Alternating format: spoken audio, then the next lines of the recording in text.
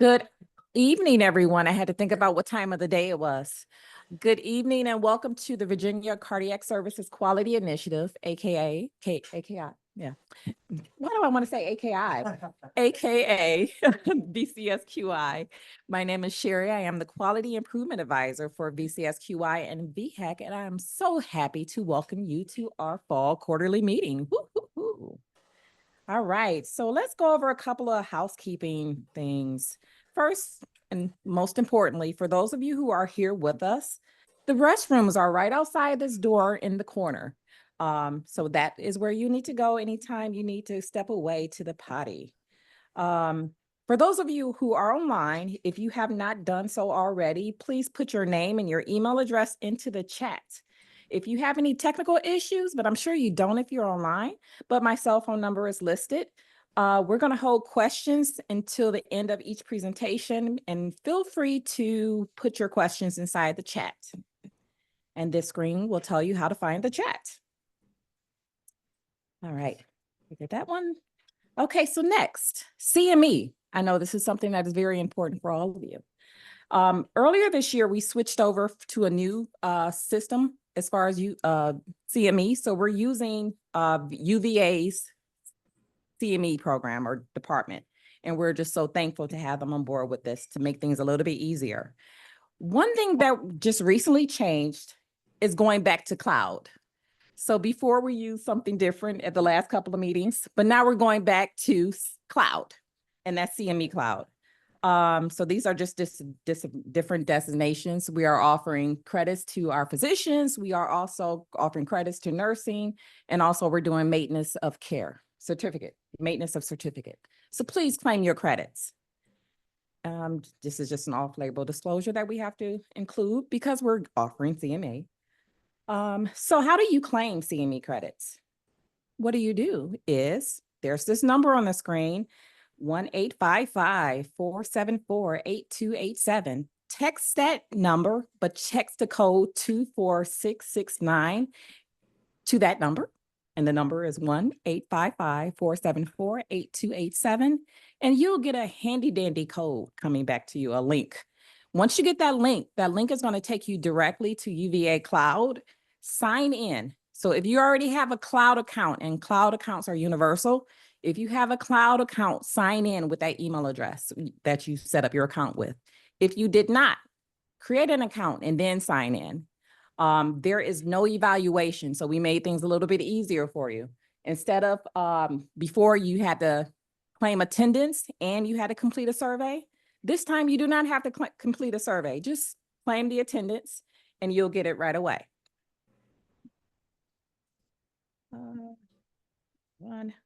Okay. And this too, there's also a mobile app. Some of you may already be familiar with this because we used this before in the past. But if you have any questions or concerns about this, please feel free to give me a call, catch me in the corner. I'll be at the bar most of the time, or feel free to contact Justin. Feel free to contact Justin at UVA if there's any additional questions. All right, so what is going on this evening? I apologize, I did not print any agendas, but if you wanted to take a quick screenshot, or this is our agenda for the evening. I'm going to go over some highlights from the board.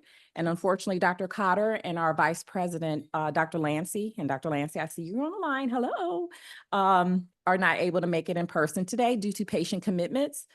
So we're going to turn it over to Eddie to do some board updates for you. Eddie is then going to go into some costs and data, the most latest metrics. And then I'll give you the VHAC metrics. Dr. O'Brien unfortunately could not be here because he had to catch a flight after the VHAC meeting earlier this morning. And then we'll dive into some special presentations, and I cannot wait for you all just to hear the presentations of these amazing men. And the one at the end, Gary, you just have some amazing music, and it's, yeah, so I'm looking forward to your presentation. All right. So up next, we are just going to go into some board highlights. And if you haven't seen this tall guy, 5 people today, at least 5, said that they did not realize Eddie was as tall as he is. So what I am going to make for him, next time you see him on Zoom, he's going to have one of those height things, you know, like when you're in jail, the height. So we're going to have that for him. All right, Eddie, my partner in crime. Thank you. Sherry's trying to get me in a lineup or a mug shot, something like that. I don't know. I'm not sure about that one. But anyway, thank you for all being here tonight. I'm going to do my best impression of Dr. Cotter, give some updates from our VCSQI Board of Directors, and do want to recognize our board members who are in attendance this evening as well, including Eve Dallas from UVA. We have Dr. Orani Provenza from UVA as well. We have Jeff Beneke from Winchester. And who else am I missing? Any other board members here with us tonight? We had a few others this morning as well too, for VHAC. So these are the latest updates from the board. Here's our strategic plan from VCSQI, our mission to transform cardiovascular care to improve patient experience and value, and our vision of optimizing heart care outcomes through national collaboration, innovation, and research, and our core values, which spell out conveniently the VCSQI. In terms of updates from the last few months from our board, we have 2 new board members, one of whom, of course, is Dr. Provenza, who's here with us this evening. Dr. Provenza has also recently stepped into the chair of our Research and Writing Committee. So thank you, Dr. Provenza, for your service and for stepping up to the plate. Dr. Brody Wayman from Bon Secours is also a new board rep. Welcome to Dr. Wayman.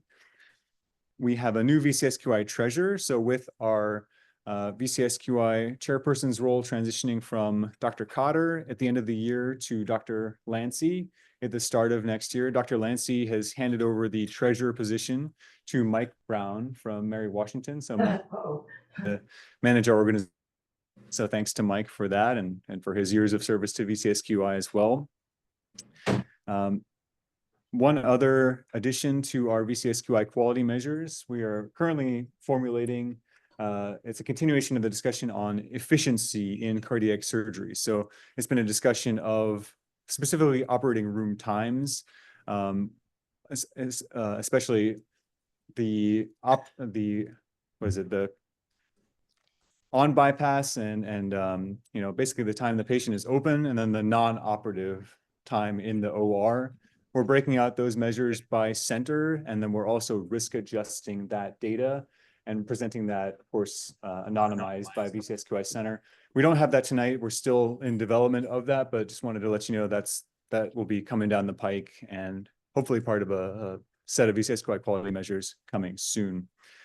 There's also a new pilot project with the UVA School of Public Health. And thanks to Eve for helping to shepherd that process and making connections there. Eve, would you words about our new collaboration with the UVA MP tool? Sorry to put you on the spot. Just a couple of words among friends. So I guess the concept here actually began with Sherry and Eddie and I talking about the opportunity to expand our research parameters beyond what it is currently driven by clinical aspects of cardiac surgery and cardiology and hopefully ECMO soon. And we wanted to be able to include some research based on some social determinants, those being what are currently being considered by some of our federal government and some other organizations to be important to affecting our patient outcomes. And so we thought that bringing in a grad student in the public health school would help to expand that opportunity and use their expertise and the databases that they have available to them that we don't normally use in order to see our patient base, see where we are in the state and provision of services that we have, and move forward with whatever kind of research projects you all think might be interesting and important. So this is a project that's been kind of spearheaded by a couple of us, but the intention is for everybody in the organization to have the opportunity to say, this is what we think is important. This is what we want to know about our patient base. This is what better patient outcome cardiac surgery patients. So please feel free to just email any of us, talk to your board member if you're close to the board member in your hospital or your setting, and let us know what it is you're interested in so we can begin to introduce these projects. We have Dr. Pannoni who is the UVA MPH program director involved in the project. And he is excited about the opportunity and excited about giving these students an opportunity to get into the cardiac surgery and cardiac health realm in the state of Virginia. So any other questions, feel free to ask any of us after the meeting. Thank you. Thank you so much, Eve, and we'll be sure to keep the group appraised of the pilot projects and the latest research, of course, from the UVA MPH collaboration, as well as any other research projects that we have going on. Up next, we have a quick look at our VCSQI registry and cost data. So here's an overview of our data sources we have available. At this point, we have 4 of the clinical registries that we are querying as part of our clinical data. That includes STS Adult Cardiac, the ACC's Cath PCI, the STS ACC TVT registry, and then the last one is our VHAC STEMI registry, which is a special blend of both the AHA Get With The Guidelines CAD and the ACC's chest pain MI patients, which we have newly merged together. You can see there's literally hundreds of thousands of patients that are included in our clinical registry. And at this point, we are also matching a subset of those. We're still working on getting everybody matched, but a subset of those are being linked over with our administrative billing and cost data that comes from the Virginia Hospital and Healthcare Association. First up, we're going to take a quick look at our newest registry, which is TVT. So we're just going to jump into the measures. All of these are going to be by hospital. So if you're looking for your hospital code down at the bottom, this shows our average length of stay broken down by pre and post procedure. And there's actually 2 lines here. They're kind of overlapping just because they're so close in value, but that is the VCSQI and then the NCDR's benchmark, which are overlapping right around 3 days.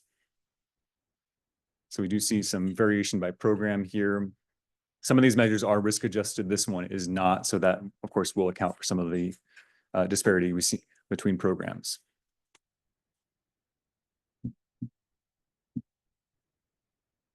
Our next measure is any vascular complication by center.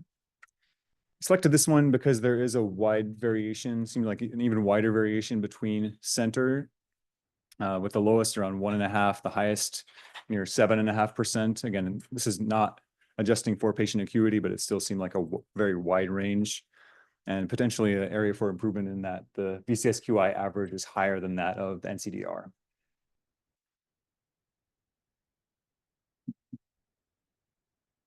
And one of our trustee measures, which is acute kidney injury, this is stage 1 AKI.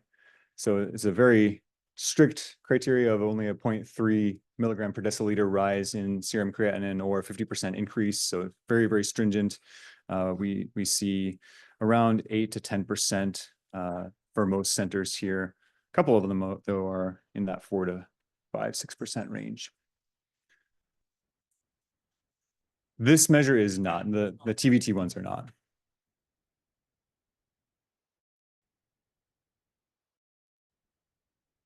And this one could be a candidate for some updated work by our VCSQI acute kidney injury work group, which is developed guidelines for both the cath and the surgical patients, but I don't think we really specifically targeted the TAVR population.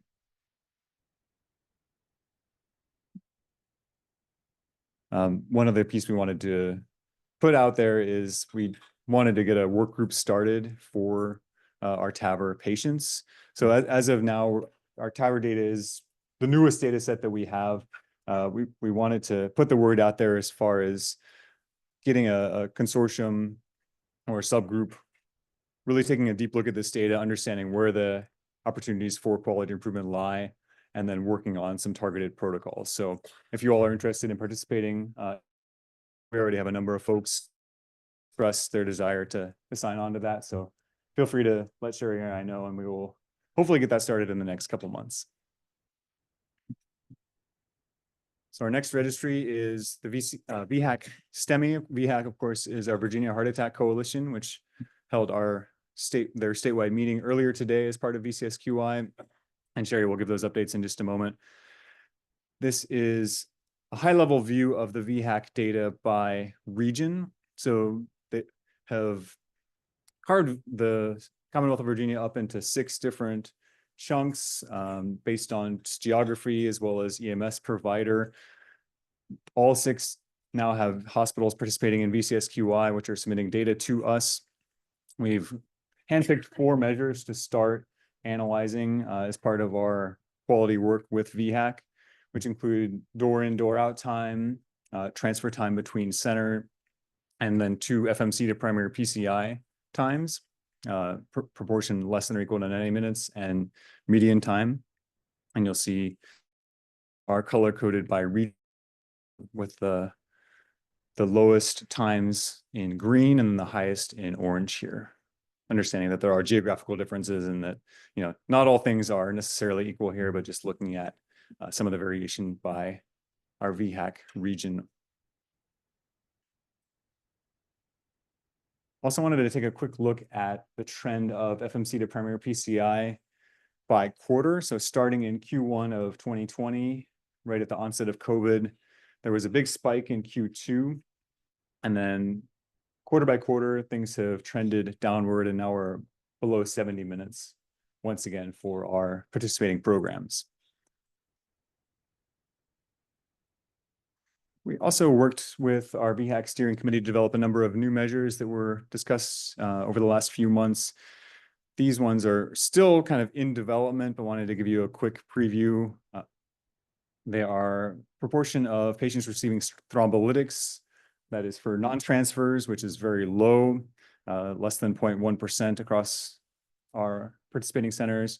And then thrombolytics for transfer cases, which is about 23%. Some regions don't give thrombolytics at all. Others are using that more heavily depending on the longer transfer times, it seems like, out, especially in the West and the South. We're also looking at the FMC to cath lab activation time, which is kind of a brand new measure, but just in the interest of trying to get cath labs activated and patients reperfused as quickly as possible. And those times look all relatively low for our 6 regions. We're looking at cardiac arrest survival, which ranges in the 75% area. That this is for any STEMI or NSTEMI in our database. And then cath lab activation cancellation rates. We realize not all patients are going to be in here, but just wanted to see what was in our STEMI database. It's pretty low. Possibly some of those cancellations are not included in the denominator in the first place, so we're not able to necessarily capture those. But this is kind of our starting point in terms of what we have there. Up next, we have cath PCI. Next one is a continuation actually of our STEMI population. We're looking at the proportion of immediate STEMI patients who are receiving radial access PCI. So realize this is a little bit busy. Each cluster of bars here now represents 2 calendar years or 2 rolling 4-quarter periods worth of data. So the gold is the prior 4 quarters. The blue is the most recent 4 quarters with the data ending in Q1 of 24. Those are grouped by hospital volume. So this is less than 250 PCIs, 250 to 500, and greater than 500 per year, approximately. Those are benchmarked against the overall VCSQI average of about 74% radial access. We do see most of them at that level, except for a couple outliers here. And at a snapshot, you see folks that are on the lower end within each grouping are improving from the gold to the blue for the most part. We also have observed AKI for now the PCI population. You'll see the y-axis is now, instead of in the 10% range, we're looking more like 5 to 15%, depending on the center. This is one that can be risk adjusted. We chose not to, just to have a kind of an apples to apples with our TBT data. You see it's still a lot of variation between center. And right now, Sherry, we're in the process of querying sites for their adherence to our protocol for reduction in acute kidney injury. So please be on the lookout, especially if you're one of the centers that has demonstrated improvement in that area. We're looking to kind of pull some success stories in and showcase those centers and understand what the opportunity is for, improvement in care if we could actually apply those protocols to all of our sites. So more to come in this area. Last one here for cath PCI is our composite discharge medication score. This is an example of an area that we were not reporting on recently. One of our members said, hey, can we look at DC meds? I said, sure, send us the specifications. We'll plug in the numerator and denominator, and we can look at this across our center. So that's an open call. If you guys have ideas for report measures, let us know, and we are able to plug those in pretty snappily here, and we can showcase them off. And then if it seems like there's ideas for moving that into a quality initiative or other discussions, then we're fair game. So just let us know. Oh, I lied. One last cath PCI measure. This is same day discharge, which is another area that we have some quality discussions on, and we've seen a pretty drastic rise in rates. We're now at 56% same day discharge for elective PCI procedures.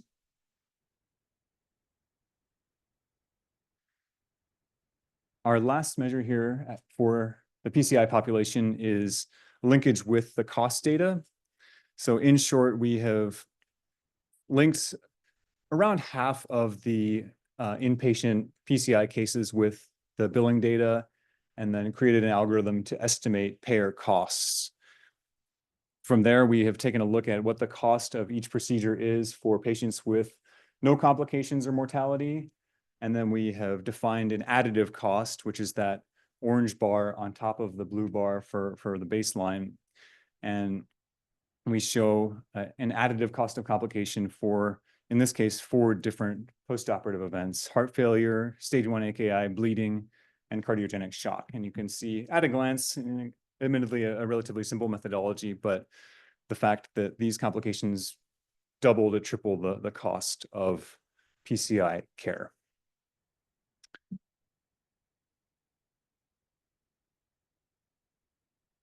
We'll have a quick look at that in the cardiac population for our surgical patients as well. Before we get to that, though, we have a couple of our standard STS metrics. Here is intra or post-op blood use, so any blood component, the proportion transfused. Our VCSQI average is about 7 percentage points below this, but we still see a fair amount of variation by center and volume group.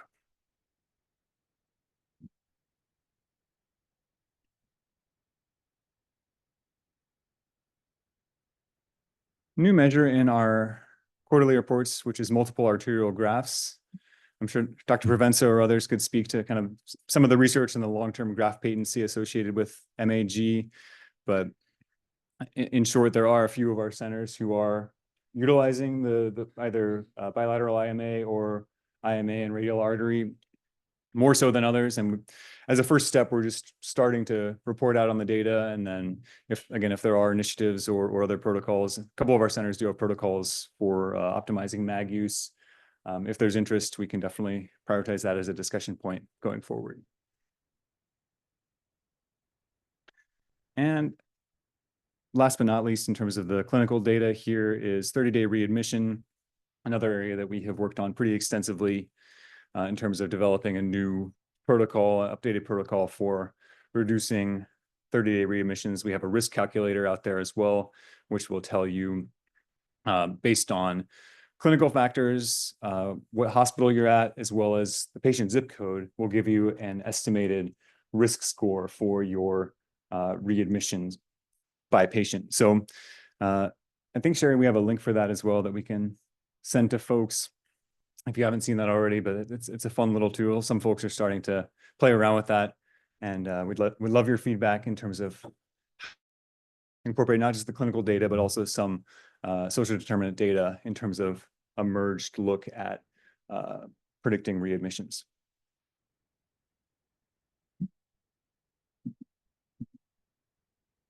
And here we go. Additive costs for our isolated cabbage population over the last 3 years. Very similar methodology to what we had for PCI. Here we're looking at 7 different postoperative events, which in some cases will nearly triple the cost of a cardiac surgery event, with renal failure being the most costly postoperative event after cabbage. So questions, comments, suggestions for report items, any research ideas? Victoria, go ahead. Your costs for your events, like what does that entail? So I'll go back a slide here. The cost methodology is pretty, it's relatively simple in the sense that each procedure on the patient level has a cost. So based on a patient's, operative and then post-operative course, we're able to match that with administrative data and say, okay, patient A cost was 30,000, patient B cost was 50,000.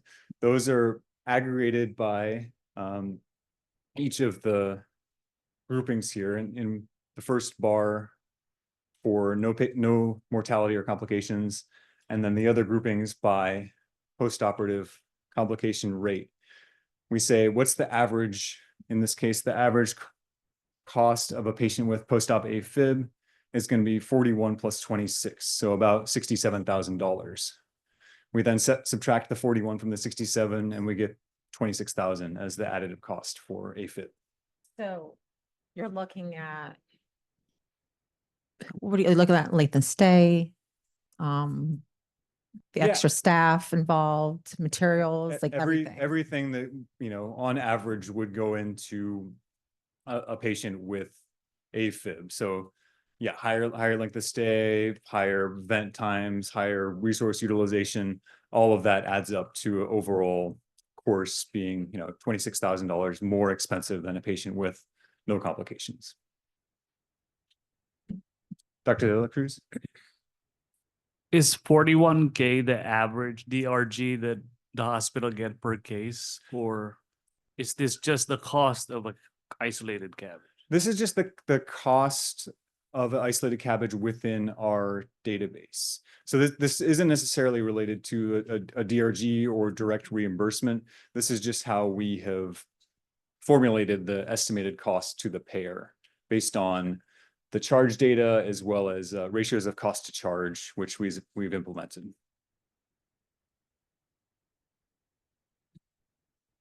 Other questions, thoughts? Judy?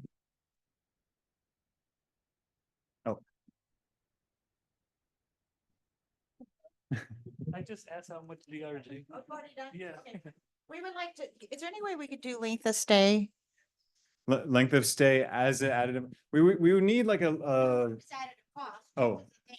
Like additive length of stay. Oh yeah, absolutely. Like median length of stay or average length of stay.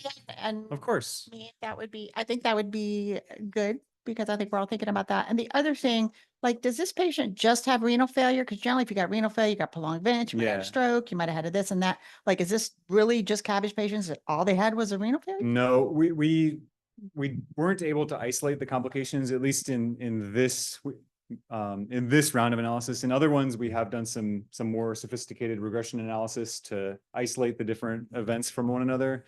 This one is kind of looking at all comers. Our renal failure group, those patients could have AFib, they could have prolonged vent. We needed to increase the sample size for these calculations, so we kept it a little simpler here. Quick thing, and I think Dr. Kuj also can talk into this. I know that we talked before about the social determinants of health, and this is extremely important and very hot topic. So we have right now determinants of health moving forward on the database. I mean, are you, the data that you start getting are patient specific? Because, you can have community social economic factors, but you don't have patient specific social economic factors. We're working on it. So right now we Okay. have zip code as a starting point, understanding that it's not hyper specific and hyper local, but it is a proxy Going forward, we are working on obtaining Z codes and other more specific data from the administrative record to provide some of those social determinants. Hi, Eddie. Thank you for that. More detailed question on the social determinants of health.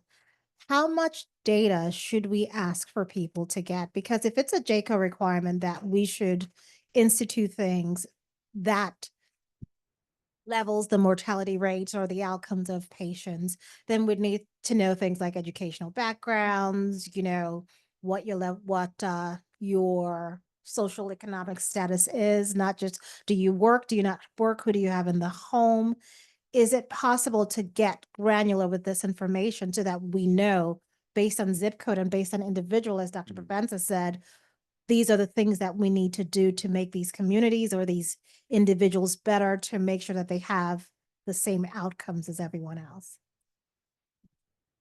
That's a great question. And absolutely, we need to start capturing that level of information so we can truly level the playing field and really understand the contributions of all of these social determinants on outcomes post cardiac surgery. At this point, I think we're still very early on in that journey, and Sherry is helping to lead our DEI workforce, which is collaborating with our different institutions who are helping to capture the Z code data. So absolutely, yes, we need to start capturing that information. I think is extremely valuable. Yeah, and just to add on to that, what we're finding right now, we had a presentation recently from VHHA who shared with us the social determinants of health data based on zip code. And we noticed, or what we found, is that not every provider is using Z codes. So it kind of skews the data.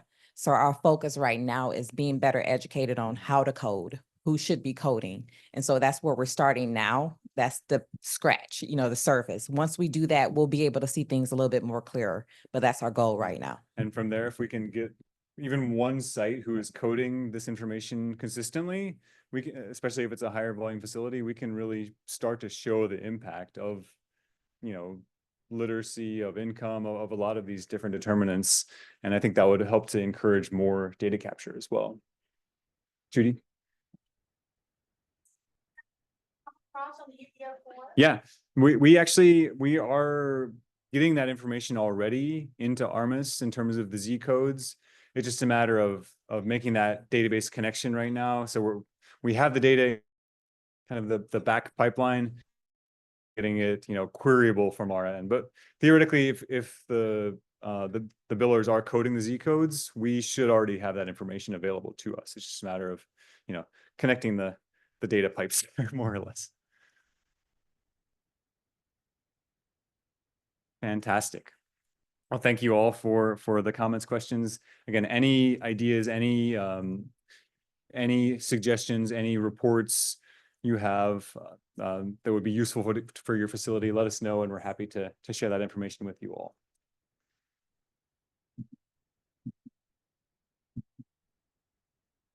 So up next, I will reintroduce the lovely Sherry White. Sherry will do her best Dr. O'Brien impression and provide a quick update from the Virginia Heart Attack Coalition. So Sherry, we'll turn it over to you again. Not any, shade on Dr. O'Brien, but if I had been better prepared, I would have had me a blonde wig.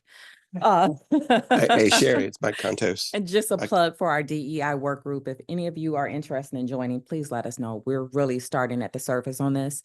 One of the biggest things that we're looking for right now is who is properly using Z codes. So if anyone in your facility, we're looking specifically for a billing expert. We reached out to the CMS, we reached out to a Department of Health, just to get more information on this aspect. But if there's anyone who's doing this well, please let us know so we can learn and do it well together. All right. So in my next commercial, we're talking about the VHAC meeting. And earlier this morning, we had a wonderful meeting. This was our second VHAC meeting since we joined with VHAC. Yeah, so this was wonderful. A long day, but I'm still energized. Yes. All right.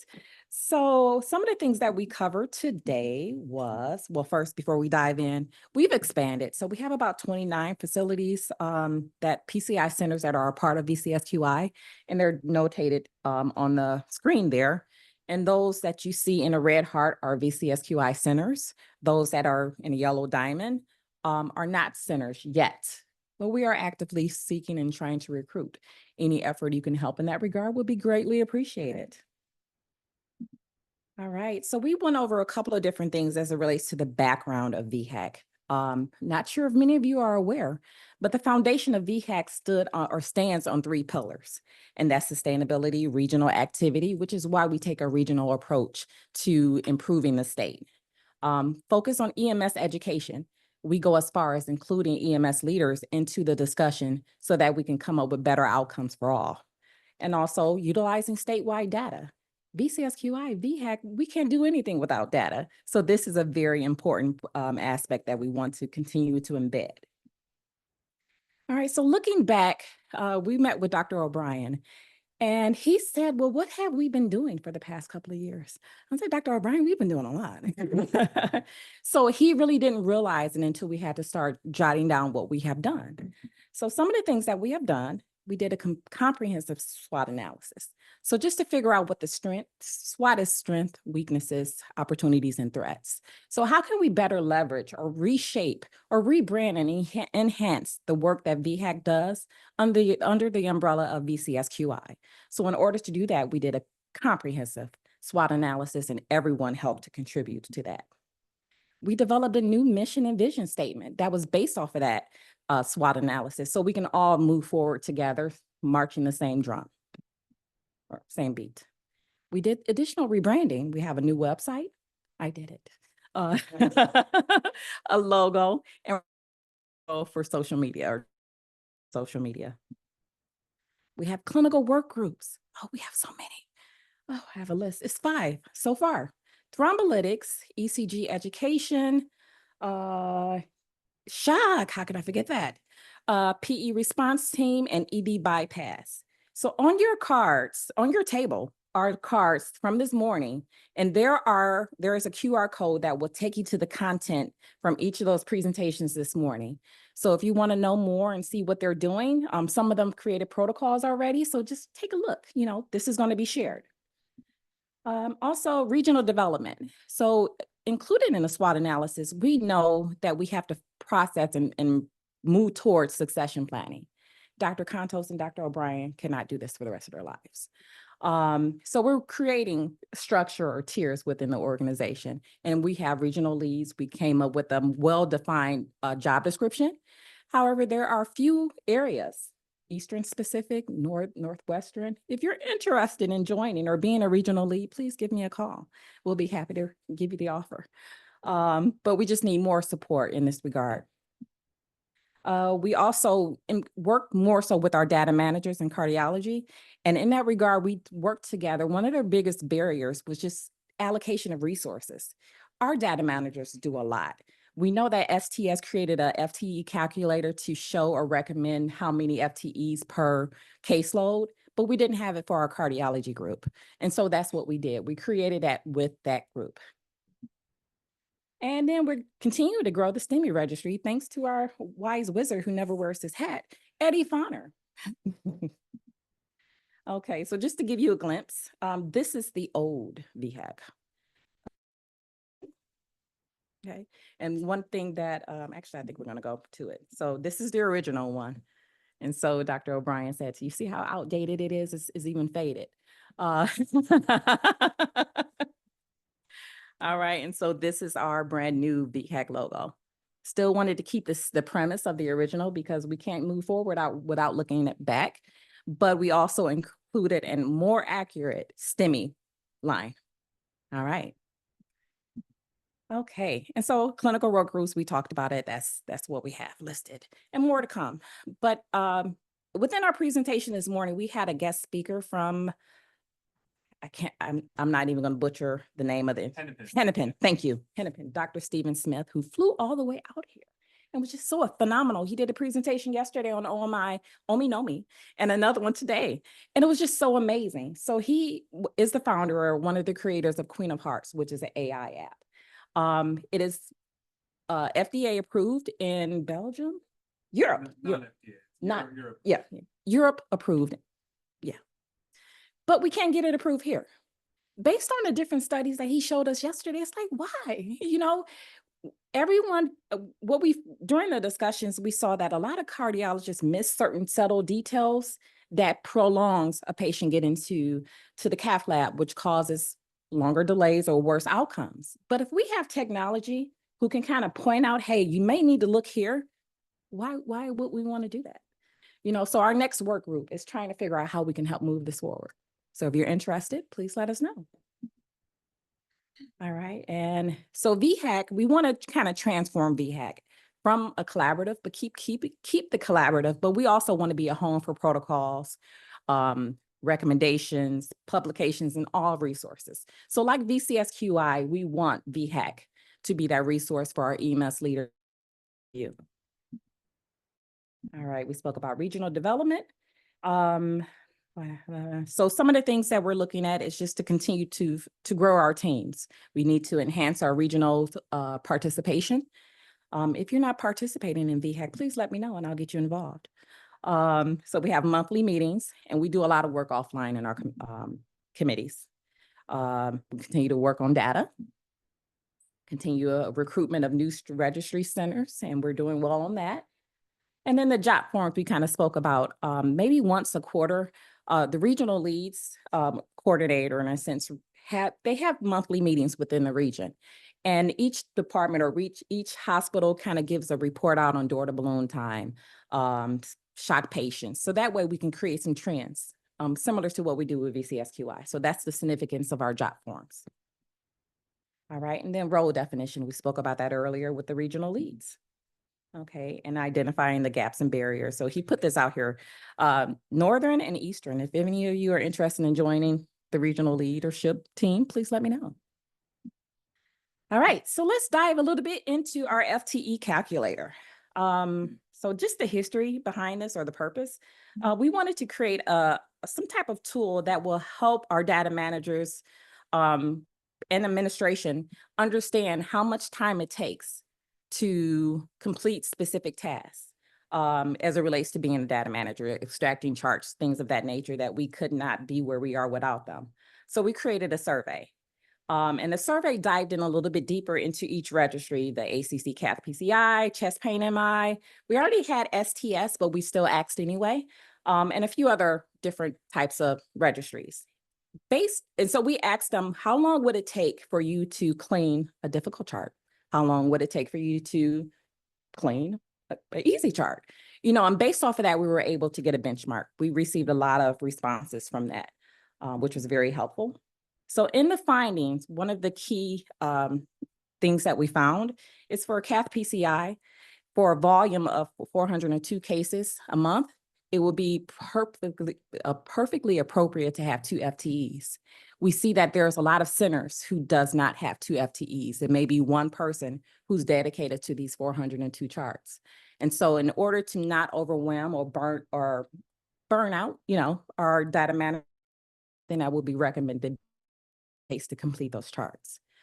And so for chest pain MI, the recommendation is 1.8 FTEs for another 402 charts. And then for similar registries, TVT, the recommendation is 0.8 because it doesn't take as much time. So it's a different variance based on the type of focus for that registry. So this intent is to help everyone just to plan or help leadership within the organization understand the caseload. And also within the survey, we also extracted or pulled off from our data managers, what else do they do besides extracting charts? They do a lot of quality work. They do a lot of presentations. They do a lot of meetings with one-on-one with physicians just to go over their data with them. So we counted that in as well.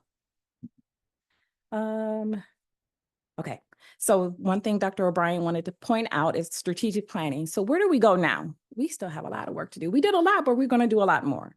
So VHAC is currently in the 16th year. We are continuing to move forward with the structure of VHAC. Want to continue that dyad type of role model within our regional leadership. We're going to continue to strengthen our board, create bylaws. We want to put together several more task force. What else? And continue to grow our STEMI database. And we want to get 40 centers by 2025. So that is our goal. And then, of course, we're working on succession planning. Okay, so what can you do? Help us to recruit regional leaders. You knew that was coming. So if you are interested in becoming a regional lead or participating in our meetings, please feel free to contact me. If you don't know my email address, here's an easy one, info@vcsqi.org, and it'll come to both Eddie and I, and we'll get you squared away. Get committees that we have. So I tend to send out notifications. If I don't, I will. Whenever we start a new committee within VHAC, I will be sure to let you know and gain your interest. There are Thursday calls. It is the third Thursday of every month at 6:30 to 7:30. That is our VHAC VHAC steering committee meeting. So a lot of discussion, regional updates. How can we help? How can we move things along from a regional perspective? And it also includes EMS leaders. So we talk about the problems and then talk about how we're going to fix it. And then join a clinical work group. I think we mentioned that before. Get hospitals on board with the STEMI database. Okay, that's always good.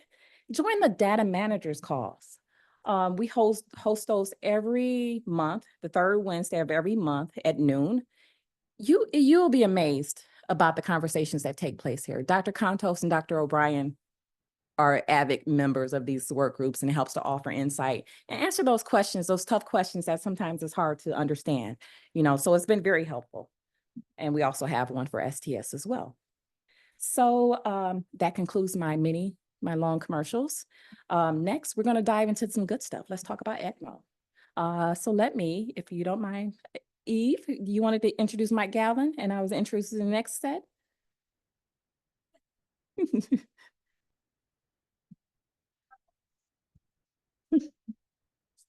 I don't have a CV.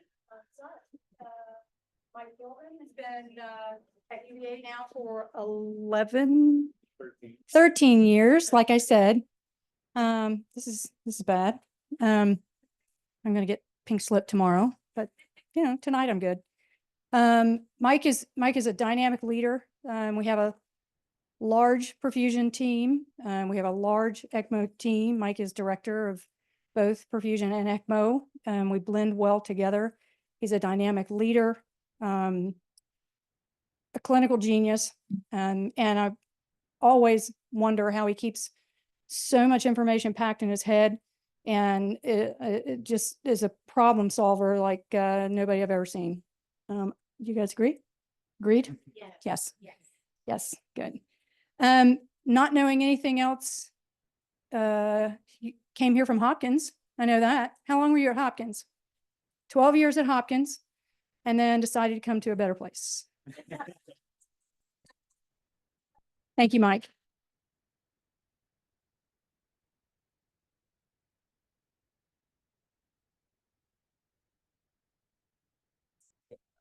Sure. Thank you for the introduction, Eve. I appreciate that, and welcome everyone. It's good to see a fairly full room here, so it's nice. So my presentation, the first part of it, I'm going to go into some generalities of ECMO. Many of you will already be familiar with some of this stuff, but I don't know what the history of ECMO discussions at VCSQI is.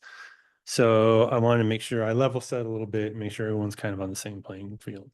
And then from there, we'll go to some of the things that have happened over the years, some of the trend lines that we get out of one of our organizations, and then a little bit of work that's going on at UVA. And then we'll have some time for questions.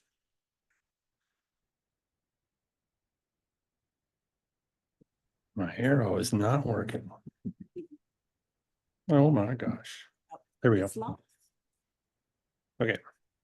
So disclosures, I have not reached a point in my career where I have any financial disclosures. So I do though want to mention gratitude and some thanks to Dustin Money, who's sitting in the corner over there. He is our data guru. He crushes data like you've never seen. he picked up when he was working for our research lab while also being an ECMO specialist. And now he is doing that same work for us and using what we submit to ELSO, which we'll talk about in a little bit, and coming up with some great data and some great charts for us to help us steer how we progress our program. And I'll show you an example of that later on. So just for folks who don't know what ECMO is an acronym. We like acronyms in the medical field. So ECMO stands for extracorporeal membrane oxygenation. It's basically a system that can take over the function of the heart, the lungs, or both in time of need. And we use, we refer to the pump is the heart and the oxygenator as the lung. The oxygenator in our system is what allows for gas exchange, either ventilation or oxygenation during ECMO use. So there's 3 basic types of ECMO that we're going to look at: veno-arterial, veno-venous, and ECPR.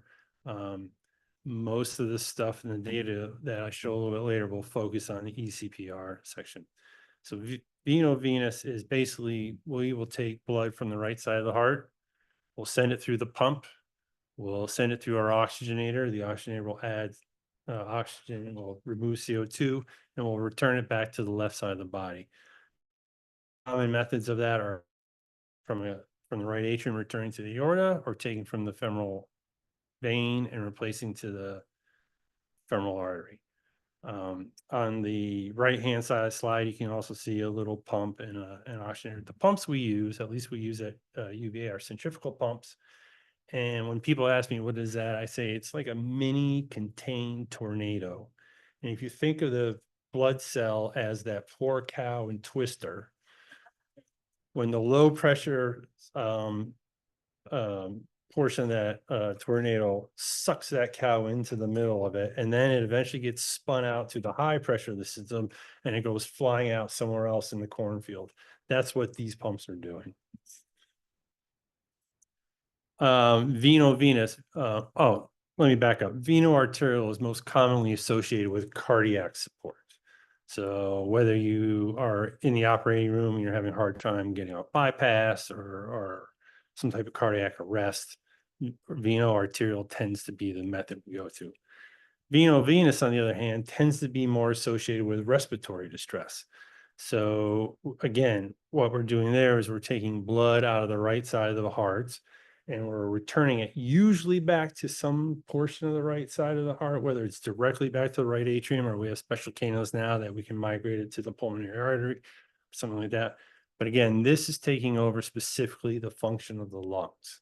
So not really any cardiac support other than oxygen is an amazing inotrope, but more so for lungs. And to get, this is kind of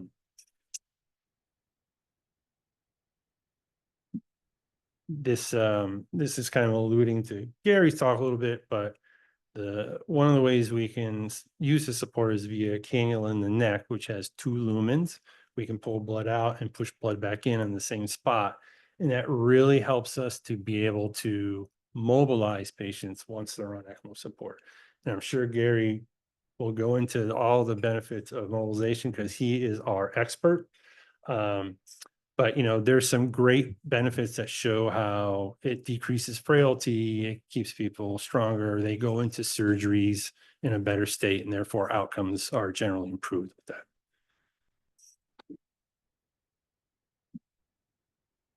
Yay. The arrow stuck in it. Let's see. There we go. Let's try that. Yeah. So the last type I want to talk about, and the thing we'll concentrate a little bit more on in the talk, is ECPR. So ECPR stands for extracorporeal cardiopulmonary resuscitation. So this is generally ECMO that's deployed in some type of code event. So someone is in the ED, someone's in an ICU, they have some type of cardiac arrest. They cannot either chemically or physically get ROSC back to the patient. So they ask for ECMO to come in and take over the support of those patients. So when I tell people, usually this is just VA ECMO, but in an emergent situation. That's a really simplified version of what's actually happening. There's tons of processes trying to go on to get all these resources in the right place. And some places have really taken this process to the next level. So in Europe, you read about how, like in France, they're going out into the field, they're going out to malls and stuff like this, and they're putting people on ECMO and they're bringing them back to the hospital versus waiting for the patient to arrive through the hospital and then deploying ECMO. So a famous picture that's gone around from France for a while when they first started doing this is ECMO being deployed in the Louvre. So real-time photos of when this occurred, two different photos, but you can see in the left-hand picture, kind of towards the bottom left, you see a little box standing next to the guy in white on his feet. That's their ECMO pump. Super transportable, can go anywhere with it. And this is what some places in Europe are starting to do. And they're seeing great outcomes with it. Not to be outdone in the United States, you can take this and then you can say, well, bigger is better. So we go to this. Okay. So that is an ECMO bus, I guess you would call it, that is part of the Minnesota program. And I took that picture on let just because you can see it's roughly 3 times as long as it's as long as 3 Ford Explorers if you were to park them next to each other. But what's amazing is they've actually taken it to the point where they now have a mini C-arm inside the ECMO bus. So when you have patients who are in a cardiac arrest situation, as most of you know, really hard to find pulse, really hard to find vessels to cannulate. This is how Minnesota's overcome that. So it's an amazing step. I mean, this would not fit in the Louvre, I don't think, but you know, a great way for them going. And so they have some of the most developed protocols for this type of out of hospital ECMO in the country. They certainly have the resources, as you can see there, to go for it. So you might ask yourself, well, why Minnesota of all places? Yeah, why not Virginia? Our roads aren't wide enough for that. No, so one of the things that helped Minnesota push for this is one, they get a lot of this, way more than we do in Virginia. 2, for some reason, people like to sit on frozen lakes and look at fish for a long period of time. And 3, other people like to go really fast. Unfortunately, that leads to several cases of this. So what Minnesota has the opportunity to do often is find people who have severe hypothermia. They go out to the field, they can put these people on ECMO, they can start warming them, and they can bring them back as they're doing this, and they can assess. I mean, we all know that if you're cold, the likelihood of you having brain damage or cardiac disease or anything else goes down a little bit. You know, you have a little bit more time to respond to that. So this is one of their motivations to start, and which led to their ability to, you know, provide ECMO support outside their hospital. So we'll talk a little bit about the pumps. This is not what our pumps look like. This is the next upgrade to GPT, if you're just wondering. So here's a variety of pumps. The one in the upper left is what we use at UVA for in-house ECMO. The one on the bottom left is what we use to transport patients from one center to another. There's a couple versions of this on the screen, all fairly small, all pretty portable. Most of them can come out of the carriage that you see with them and can be carried by handheld. Other ones are meant more for in-house purposes with a few more bells and whistles. But you know, and as the development goes by, everything is being developed more and more towards transportation, towards emergent initiation of ECMO. So I won't read all these words on the slide, but here's some differences between ECMO and the heart-lung machine. I think the biggest difference is the heart-lung machine has a reservoir, so we can completely drain the heart. ECMO is more of a closed loop, so there's no extra storage for blood to make the heart a bloodless field. But again, trying to drag a heart-lung machine that's 4 to 5 feet wide throughout your hospital is difficult. We've done it, but it's difficult.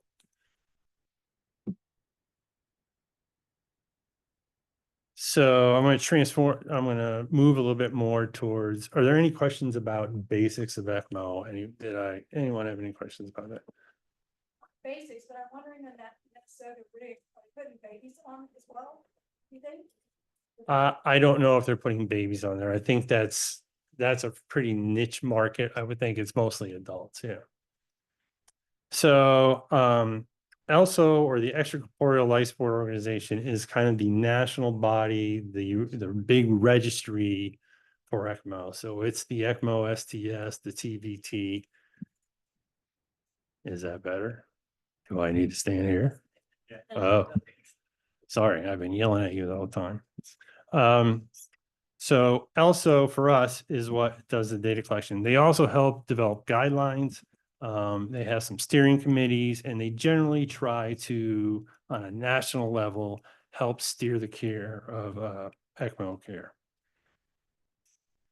In this picture, here's a system from a map from their system. It shows all the ECMO centers in the country that are registered with ELSO.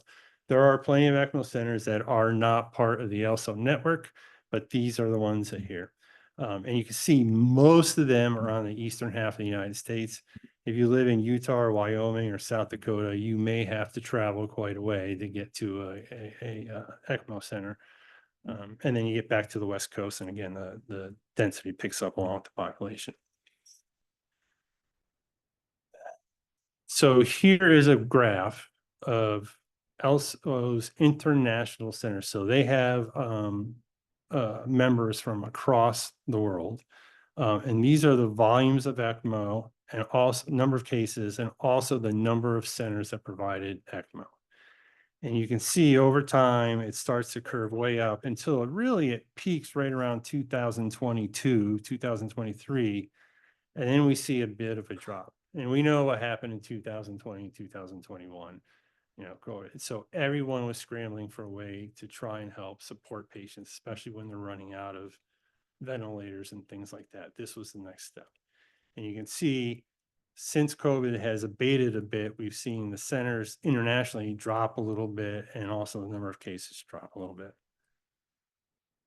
In the United States, we see the cases drop a little bit, but we don't see the centers drop. We're still adding some cases. So in the US, once you've deployed the resource for our ECMO program, it's unlikely that you're going to give that up. You're going to keep that program going. And it will show you like the median number of cases centers are doing in North America and stuff now a little bit. Oh, here's that slide now. So here's a slide of the different regions within the world of general volumes. And you can see in the US, right in the middle, that the median number of cases is about 25. Now at UVA, between kids and adults, we do about 90 to 100 cases a year. There are other centers that do more than that. If you go to the University of Maryland and you include their system plus their shock trauma system, they're doing hundreds of cases a year. But I think what this speaks to is a lot of programs are smaller. They've opened up during COVID or just before COVID, and they're still hanging on to those programs. But you can see Asia, Latin America, Europe, Southwest Asia, and African countries, there's support all across the globe for these. So going back to cardiac ECMO, here's what we're seeing over time internationally for cardiac ECMO, and the use just goes up and up and up. In the United States, we see that same thing. I would say, looking at the graph, it's a little bit of a steeper curve as we begin to adopt it for certain programs. This slide is interesting. This is just a general growth of ECMO overall. So this includes your cardiac, your respiratory, your ECPRs, everything. And there's a couple things that really put ECMO out front as a modality to treat things. I would say first is the CSER trial. So if you're familiar with that trial, if you're not, it's a trial that was done in UK, and it basically states that if you need ECMO or you might need ECMO, your chances of survival were greater if you were transferred to a larger volume center which performed those services versus staying at a center without those services or a low volume of those services. This also kind of, this was respiratory based, but it really started to shine the light on how ECMO could be used in a respiratory mode a little bit wider than we originally thought. The second big event was H1N1. I can remember seeing several H1N1 patients kind of early in my career. A lot of those patients were really young. It was devastating to see those patients and how poorly they would do. I got to see some lung tissue on some of those, and it was just amazing what that disease could do. But again, this was kind of like, not to the same depth, but this was like the COVID for that period of time. And then you can see respiratory ECMO and cardiac ECMO, but they start to go off. And then eventually COVID-19 hits, and we can see that final big spike. And now COVID is again abated somewhat, and we can see a bit of the settling for now for the volumes.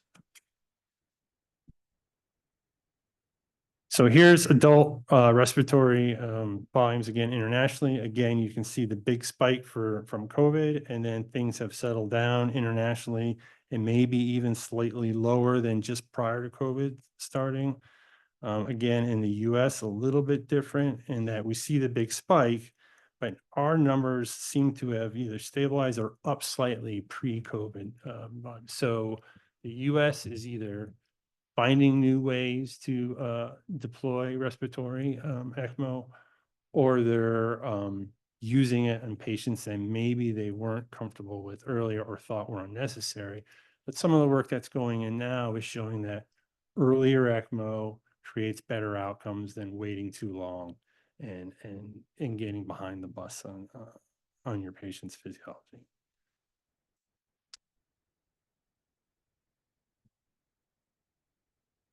Here's some international outcomes. I would just focus on the top three. If you look all, the numbers across the world, again, this is ELSO centers only, but you can see pulmonary ECMO has roughly a 58% survival rate. Cardiac is just under 50. ECPR, where we're deploying emergency situations, about 32. That ECPR number has been fairly stable for a long period of time, even though the French are going out and Minnesota is going out. There's not enough programs quite doing that yet. It seems to have moved the needle, even though these individual centers are showing success, really hasn't moved the needle yet on the international data. And then again, here's the US outcomes, roughly the same, 60%, 49%, and 31%. So not that much different from the international. So, although there are different theories and techniques, in the end, we're kind of seeing the same results. Going forward, well, this is already happening, but what's interesting with the world of ECMO is, I wanted to point out specifically, is the idea of cardiogenic shock.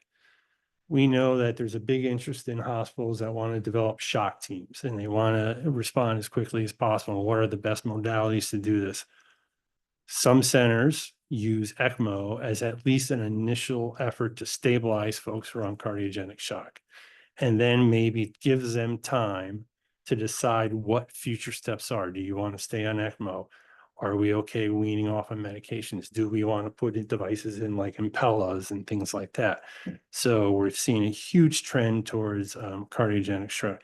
The other is a bit of a catch-all. So outside of the 6 symptoms listed below or disease process listed below, other means everything else. So if you're in the OR and you can't come off bypass, or you want to give them a 48 hours to rest, they look a little stunned, that would be caught in the other. If you go on if you put your lung transplants on ECMO during the surgery and you cannulate centrally, some people code that as respiratory. Some people code that as cardiac because it's VA ECMO, and they call everything VA ECMO that. So the other is just kind of a catch-all, but the cardiogenic shock one, I think, is kind of in line with what we're seeing for program building across. here's our state of Virginia, our Commonwealth of Virginia, I should say, and the dispersion of ELSO, again, related centers throughout the state. You can see we have a nice dispersion where there's some up north and central, southwest, southeast. So if you're a resident in the state of Virginia, you have a ELSO program or associate program not too far away from you. On top of that, oh, that's interesting. On top of that, there are 5 centers in the state which have been recognized as centers of excellence program.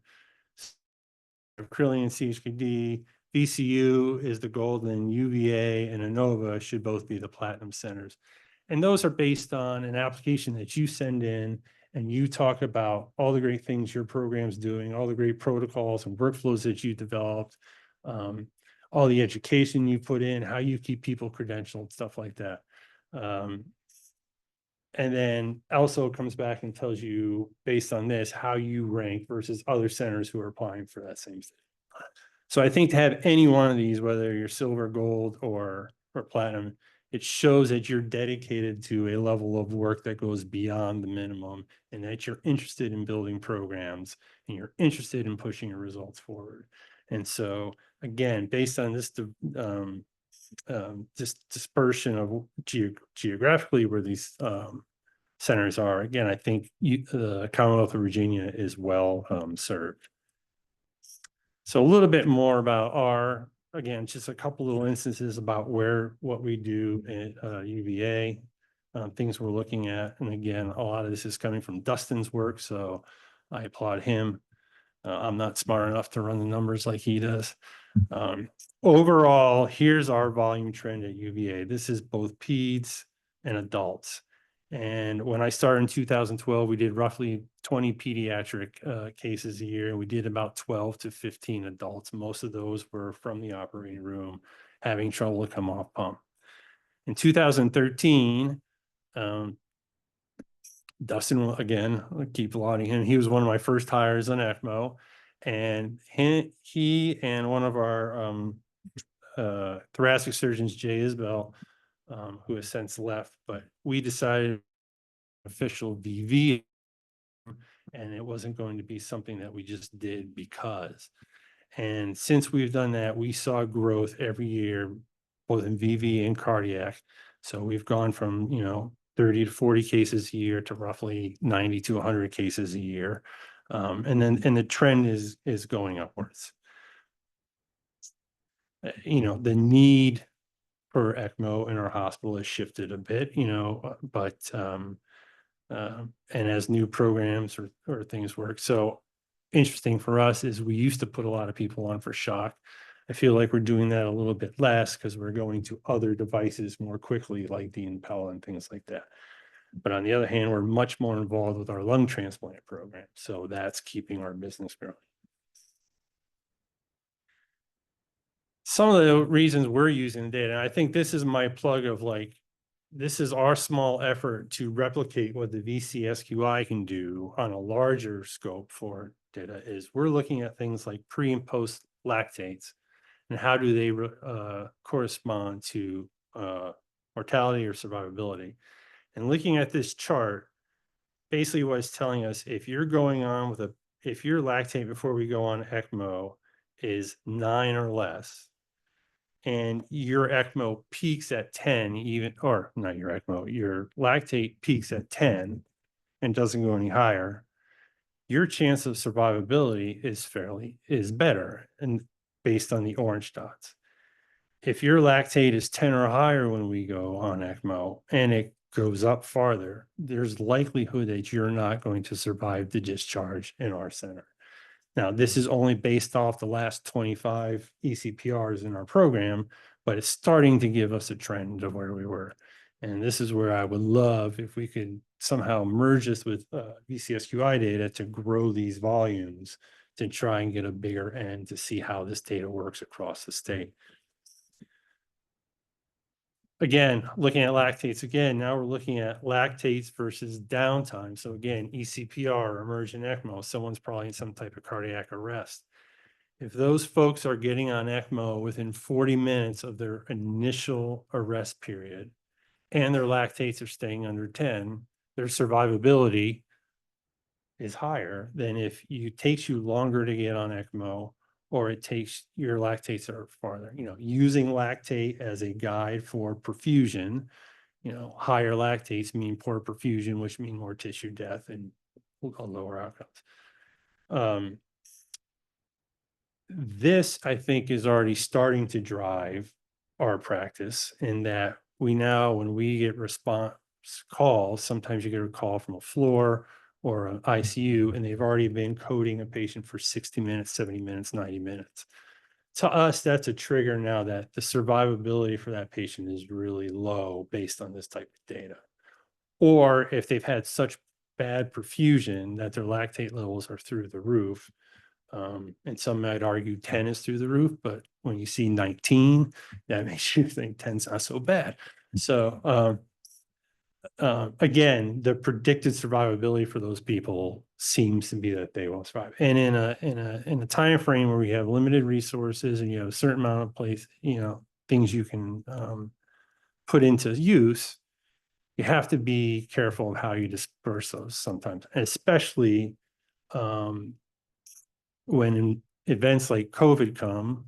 I mean, I don't know about centers here, but I remember we were starting to develop algorithms for when we get to our max number of ECMO patients, how are we going to stratify who goes on ECMO, or do we have someone who we don't think who's on ECMO and we don't think their survival is great, but we have a patient who needs ECMO and we think they have a high risk of survival or high chance of survivability. How do you start weighing those things? So that's where knowing your data now can help you make some of those decisions. And we're, lots more things that we're working on. This is just one example of the things that we do. And I think these are, again, my push would be, this is one of the things I think we could potentially scale across the state, with the idea of putting a bigger end to these and getting some p-values out of them and stuff like that. The other thing we're looking at, especially in ECPR2, is demographics. I don't have any numbers here. I was just wanting to show it more for representation, but, at least for us, are we cannulating in ECPR situations in a similar fashion to the makeup of our community? And you could say, looking at the one on the right, well, if you're doing 55 to 60% of your patients are only male, I don't think 60% of the population in Charlottesville is necessarily male. Now, I don't know what the reason, and maybe it is, I could be surprised, but there's probably, the thought is, what are we doing that maybe we need to reconsider how we're picking stuff? Again, we're just at the tip of the iceberg at this, but we started pulling some of that data to better understand how that might be affecting our decision processes. So with all that said, with the lactates and other things, this is where our results have gone lately. Generally speaking, up until COVID, we were sitting right at that 29-30% survival rate that we saw in the ELSA database. Once COVID hit, our numbers went way down. And I don't know if we were becoming too aggressive or we didn't understand COVID at the time, but our numbers for ECPR suffered. Over time, and as COVID waned, we started coming back to our kind of historical mean. You can see in 2023, we were back to almost 30%, which we were. But now that numbers are being crunched and people's brains are starting to think a little bit differently, and we're starting to use our past experiences to understand what we want to go forward. You can see now the last year, 2024, and so far the first quarter of FY25, our fiscal year start in July. So we're completing our first quarter in 25. You can see that the numbers are improving, and they've really improved drastically in the last several months. And I think that's because of the work we're doing, understanding who's going to do well, understanding who's not going to do well, making sure that our resources are deployed appropriately, making sure we have the proper protocols and the proper algorithms in place. I mean, this also goes to, how fast can we get on ECMO? How do we get things to the patient? Those things have made a huge difference. And so for FY24, that was the first year we were above the ELSO benchmark, as long as I can remember, in ECPR. And it looks like, based on this trend, that we'll continue that for FY25. So this isn't meant for you to read every word on here, and it's kind of blurry anyway. All I wanted to show you, this is one of many decision trees we use in ECPR to try and promote a rapid deployment. So it all starts for us with a call to a referring physician or even a resident or an APP who quickly goes to the site, brings with them the initial cannulation stuff. So they have needles and wires and stuff that if they decide that patient is a good ECMO patient, they send out a blast page to notify ECMO, physicians, blood bank, and other supports, pharmacy, other support service to come. And while they're waiting for people to come, they're already putting lines in the groin or predominantly lines in groin. And then everything from that happens. And so with trees like this, we're able to go from our first call to being on ECPR in a unit we're not familiar with. And we can do that in 12 or 13 minutes. So that patient has 12 or 13 minutes, best case scenario. No, there's plenty that take longer than 12 or 13 minutes, but best case scenario, in 12 or 13 minutes, they're on ECMO, and generally they're getting good CPR for that point too. So their chance for survivability goes way up because we can deploy so quickly. And then also, again, this type of work is, if you're interested in becoming a center of excellence with ELSO, this is the type of work they like to see. This is the teamwork they like to see. They want to show that you're collaborating with PT, OT, APPs, physicians, and this is some of that. So, not knowing initially that Gary was going to be talking, I have Gary in one of my pictures here. But this is another trend that we're seeing. And so along with lactates and data, another trend that we're using at UVA is we've really gone into prehabbing lung transplants, well, patients awaiting lung transplants. So often now we do not wait for these patients to be intubated or paralyzed and sedated or something like this. If these patients are on high flow nasal cannula and it may tip the wrong way, we put them on now. While they still have the ability to sit in a chair or maybe stand up, but they're struggling, we put them on. And then what we do from there is the next day they're up and they're walking. I don't want to steal Gary's thunder, but they're up and they're walking and they're moving.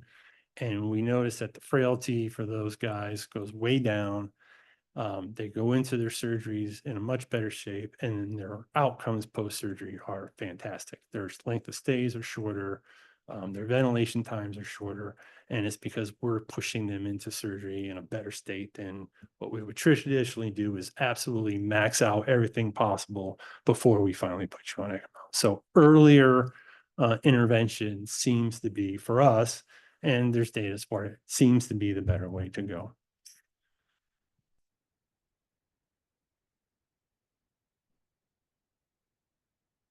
So with that, I'd be happy to take any questions. Here's our ECMO team, and couldn't do this without them. We have an amazing group of ECMO specialists. They're made up from perfusionists, RNs, or RTs. And there are very few people who are more dedicated to their work than our team, and couldn't do this without their help and their support. So thank you.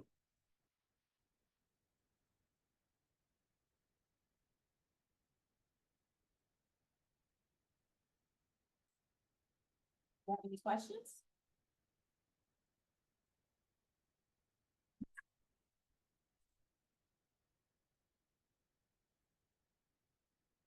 I mean, I'm already in the bucket, right? So why not?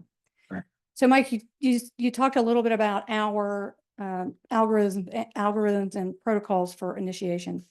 Are you aware that there are any either regional or national kind of algorithms or protocols out there that are generally accepted, evidence-based for other centers, whether they're receiving centers or transporting centers to use? Is that an idea that platforming ECMO here at VCSQI could could help. Yeah, looking to start also provides a nice baseline of information along with that. So they will send you some best practices if you belong. And they even have formal education practice programs that you can do with them. I would say it's a great starting point. I wouldn't say it's the ending point. You really need to take that stuff and then tailor it to your institution and find what works for you and what doesn't, and then build upon that. But it's a nice baseline to get you started.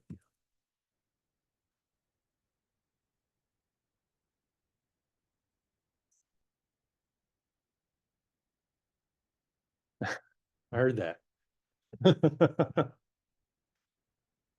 Hey, great talk. Thanks for sharing that with us today. Regarding your decision trees, I'd like to ask, who's the enforcer in your system? You know, when you come up against providers that want to put a patient on, they're really adamant about it, whether it be an ED physician or something. Who's making the call? Yeah. So right now the call goes to the cardiac surgeons because they're the ones who are being called to cannulate. And so it's up to them to decide whether the support is one or not. Now they get their information from, if they're not there, from the fellows or the APPs who are attending. They get a quick report and then they decide whether it's good candidate or not. But it's their call now. Now, with that, there's some interest in our intensivists who want to start cannuling for ECMO and things. So I think, yeah, in that degree, you need to make sure that your program has a similar thought process throughout, so that you don't start seeing wide variabilities and then potentially affecting outcomes. Yeah. All right. All right. Thank you.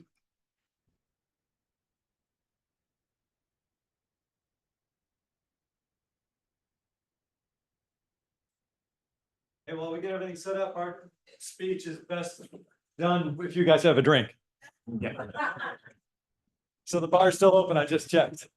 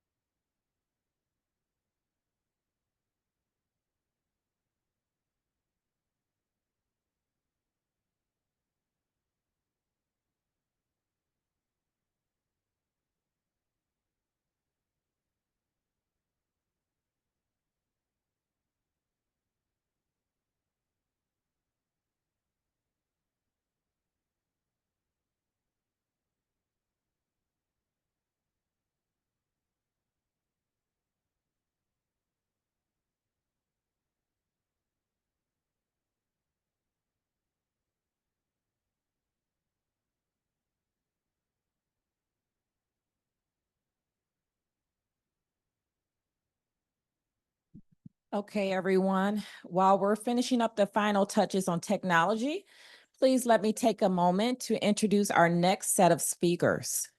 All right, it is with great pleasure to introduce two highly accomplished physical therapists who bring a wealth of experience and knowledge to today's presentation. First, we have Garrettson, AKA Garrett Gellert, who obtained his doctorate in physical therapy from Virginia Commonwealth University.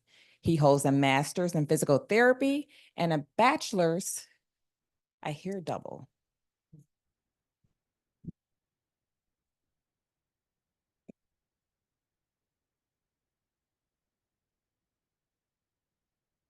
No.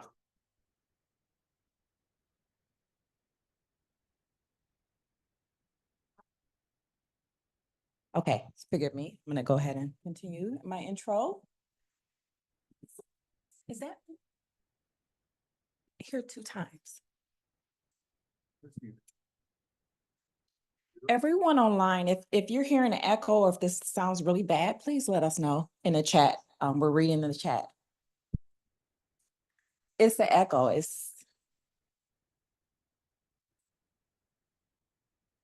Yeah, I don't even have the audio on. Okay. It's okay. Yay, we're better. Okay, let me go back to my amazing introduction. Sounds good. Yes, it sounds good. Okay. So we're finishing up with Garrett. He holds a master's in physical therapy and a bachelor's in health science from Nazareth College of Rochester. Gary is an ABPTS certified cardiovascular pulmonary clinical specialist and has an extensive experience in critical care rehabilitation. He currently serves as a level 4 physical therapy clinician at UVA Medical Center, focusing on heart and lung transplant patients. His work in early mobility and has earned him ways, including a 2023 UVA Who's Building Bridges Award. Gary is also a dedicated educator and delivered numerous presentations at renowned conferences, including Johns Hopkins and the APTA Next Conference. Up next, we have presenting with Gary, Brett Mitchell, the young gentleman standing up there, thank you for joining us, who earned his doctorate in physical therapy from Shenandoah University with a clinical experience in acute care at the University of Virginia Hospital and inpatient rehabilitation at the Adventist Rehab Hospital. Brett brings a valuable insight into patient care, particularly in neurology and rehabilitation. His background includes his working as a physical therapy technician, which further enhances his well-rounded approach in this field. Together, these two professionals will provide an in-depth look into PT, drawn on their extensive experience in critical care rehabilitation and patient outcomes. And so please join me in welcoming these two gentlemen on this amazing presentation.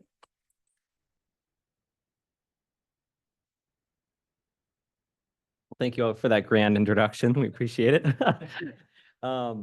So today, guys, good evening. We'll be discussing promoting a mobilization culture for patients with femoral lines, and what Gary and I like to refer to as walking towards recovery.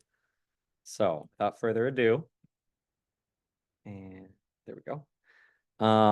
Let's just go into our objectives. So first off, Gary and I just want to identify any perceived barriers for patients requiring femorally access interventions and recognize risks and benefits of mobility within that patient population. And then lastly, we also want to make sure we differentiate between mobility and rehabilitation practices and dispel any myths, as those two words, rehab and mobility, are often used interchangeably in the hospital environment.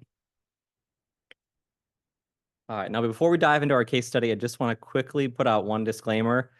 Gary and I are both physical therapists, so we are telling this from a PT perspective, but this whole process is very much an interdisciplinary effort. So I just want to first acknowledge our nursing and PCA colleagues who are heavily involved with everything we're doing, our ECMO specialists who are of course back there in the corner, respiratory at times, and of course our physicians as well, who give us their blessing when this is when it's all said and done. So I want you to introduce you guys to one of the most amazing people I've ever met.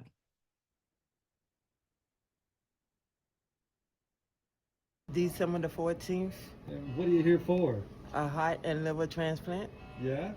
And so you've been here since December. You've been doing all this work with rehab and perfusion, Yes, I and have. nursing. Walking. So that was oh, sorry. All right, so that was my one of my favorite patients, Marlene. Here you'll see that she came in middle December of last year with cardiogenic shock. Had a pretty unremarkable medical history at the time. Lived with her fiance, and just to tell you how high functioning she was going to her job at the Department of Health in 5-inch stilettos, which I could not do my job in 5-inch stilettos if asked. So I just want to put that out there. A remarkable person. Now, just jumping into our hospital course, some of the key things that our primary team found and by the second day we were here, diagnosed with non-ischemic cardiomyopathy with an ejection fraction of less than 15%. I also mentioned that she did come into UVA with balloon pump support at this point in time. On top of that, it was very tenuous status, given the significant number of thrombi that she had between her biventricular, external iliac, common femoral, and then also subsegmental PEs. So definitely a complex situation out of the get-go. We received our physical therapy consultation on day 3, as well as a vascular consult that came in for the vascular team.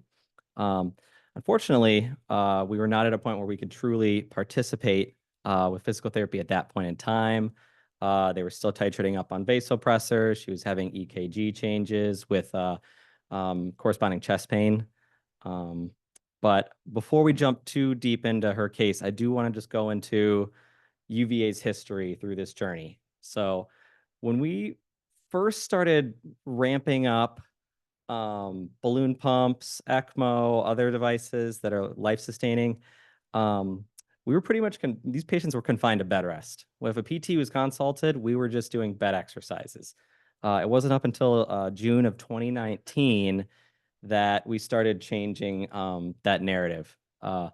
Unfortunately, at the time, we were, very restrictive with patients with balloon pumps. We would put neomobilizers on and leave it on essentially, 98% of the day in some cases, and just the concern that if they bent that knee one time, they would have a corresponding flexion at the hip, and just being very conservative on that regard.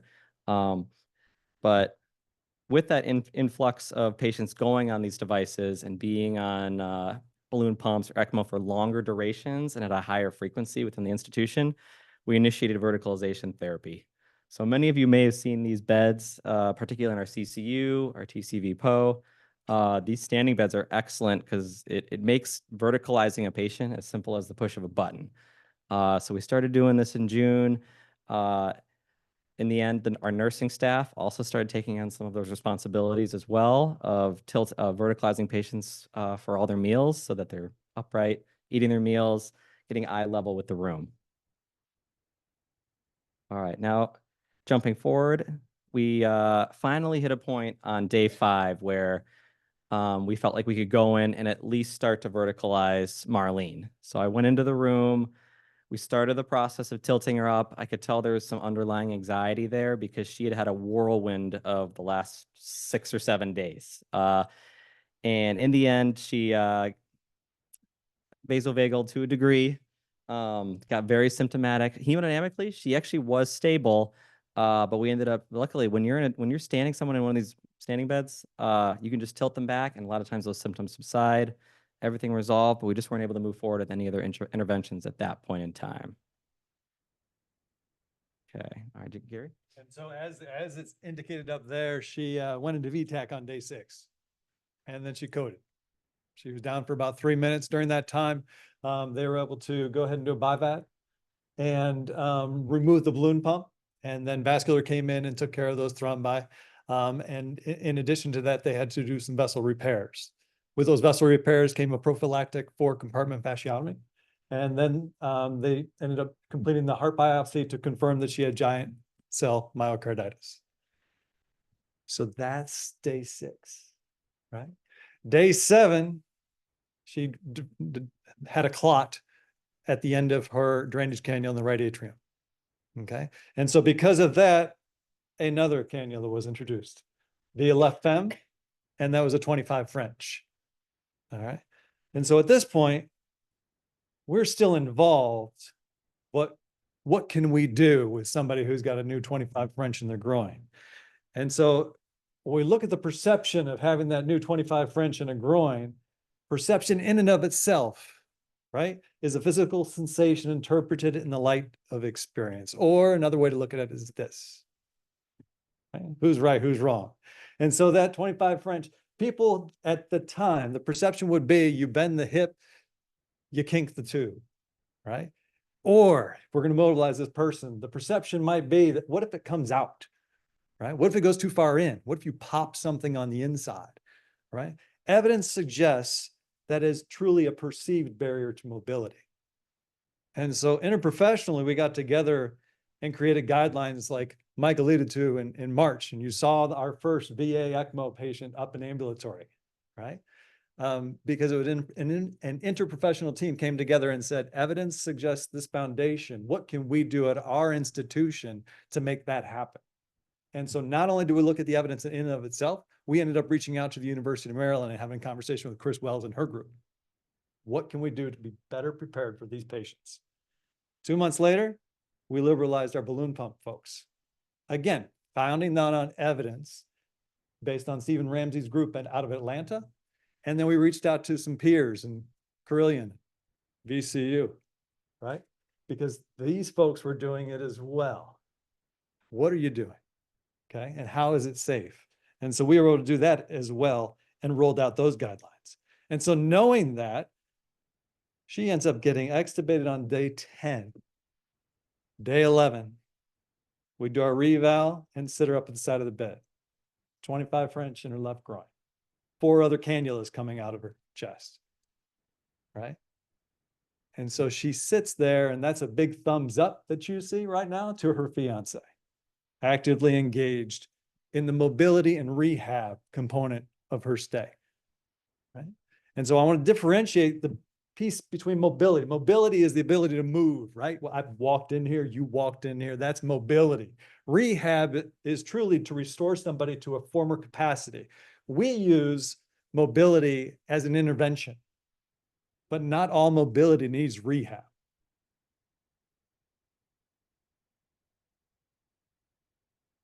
So given what Marlene had been through, she needed a mental health day. And she got a day off from physical therapy. We backed off. Sometimes us backing off can be good. They took her outside. The nurses did a great job, slid her to a stretcher chair. She got some fresh air. But then it was time to get back down to business. All right, so that's when the real rehab started. Gary, do you want to get the audio going? Yeah, let's mute that. Yep. There we go. This one is Kim P. This one is Michelle. This one is Angie. And this one is Dominique. Dominique. Yes. What else you got? And I have 2 wound vacs.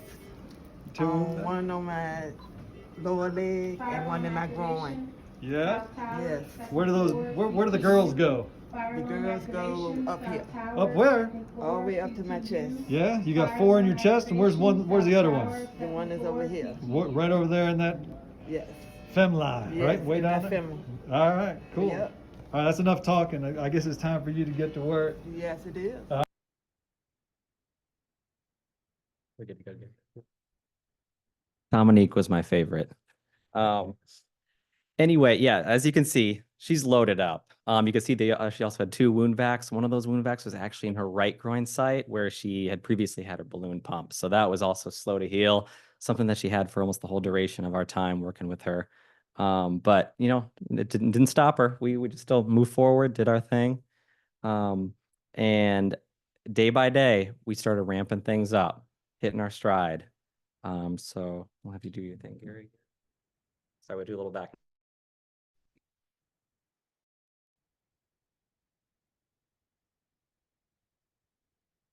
I'm coming back. Are you ready?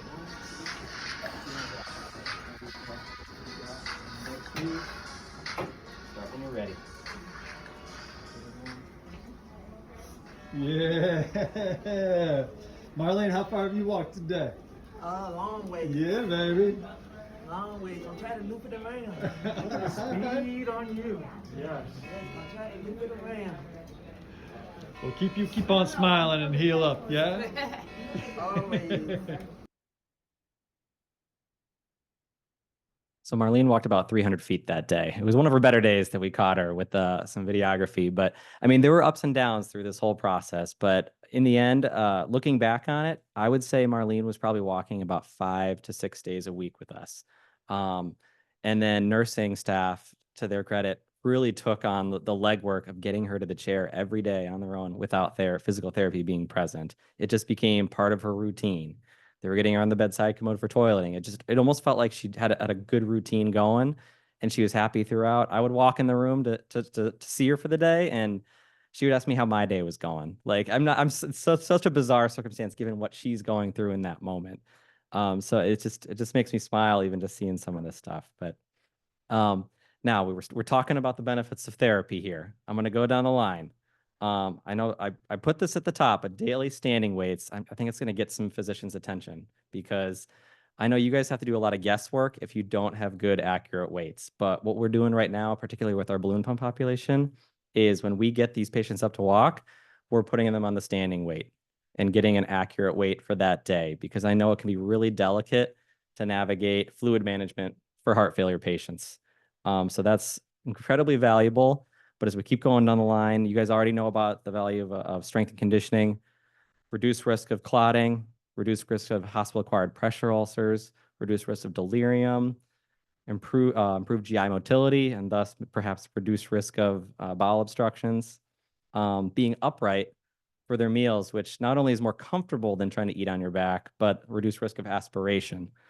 And then, of course, the improved hemodynamics, because as a PT, if I'm working with a patient who hasn't been up in a week or longer, chances are they're going to get hypotensive that first time I sit them up. But it's not as foreign to their body if they're getting up and doing these things consistently. Their hemodynamics are much more stable. Their body's able to make those compensatory changes to handle those positional changes.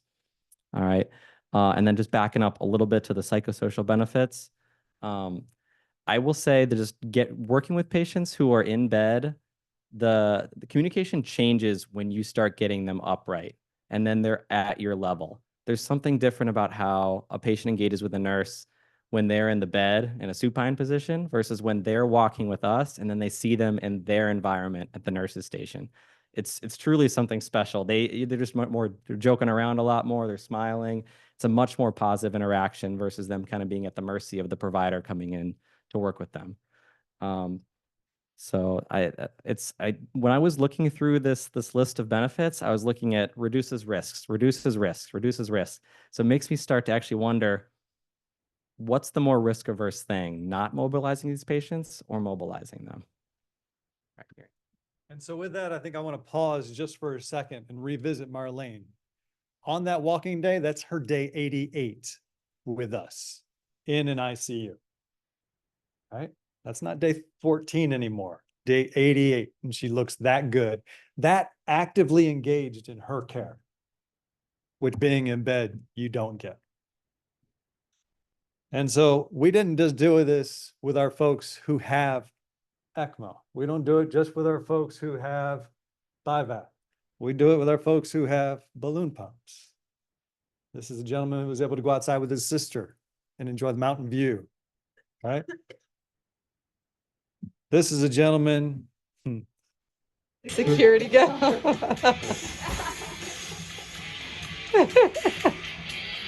Everybody in the stadium. Oh yeah, the stadium.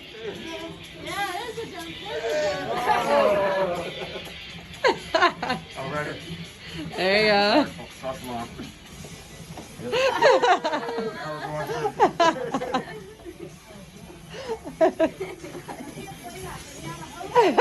We're all Hokies.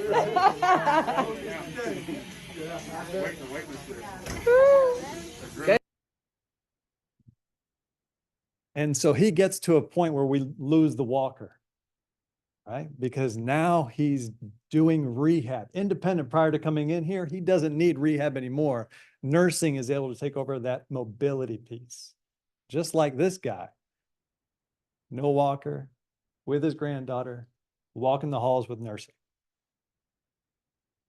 Not stuck in a bed. And so when we look at our guidelines, they were truly mobility driven. We use mobility for rehab, but nursing can be involved. The care teams can be involved in this process as well.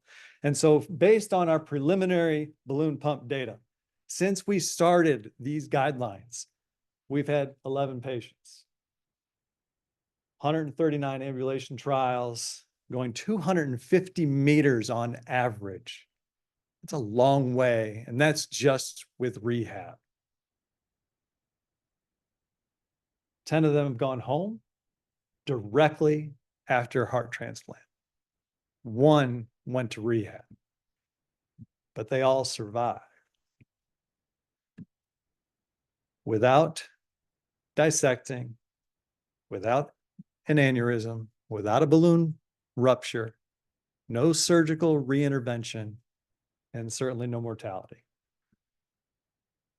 So there are alternatives, of course, right? They could stay in the bed. They could look at the ceiling, maybe look out a window, and potentially watch TV and look at their care providers as they walk in the room and stare down at them, right?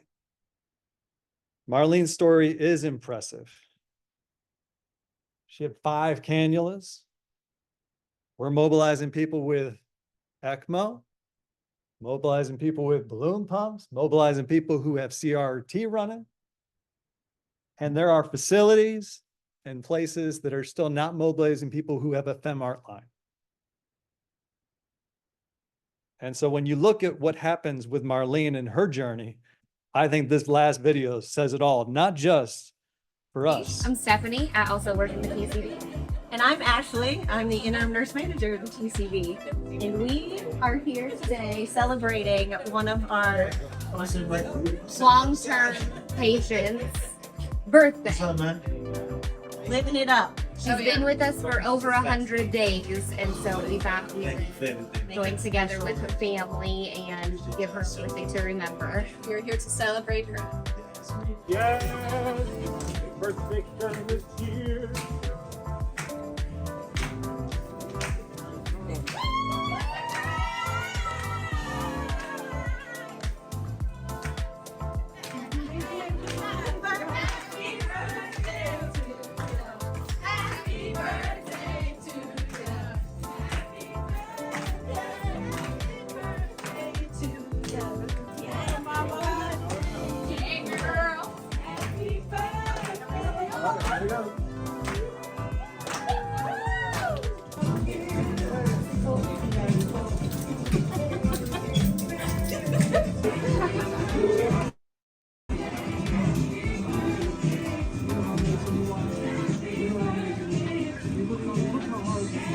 Look at this room of people. You see how loved you are? You are so loved. And I told you when you go to this, you are all here.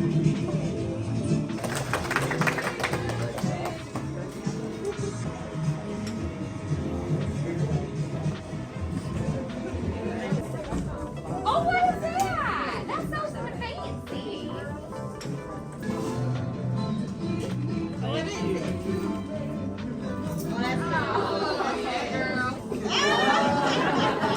Oh, my sodas, yes. Thank you. Need them too. Surprise me. Yes. I surprised my baby didn't tell me. Y'all, give me something to read. I love y'all too. I love it. You giving ass with y'all.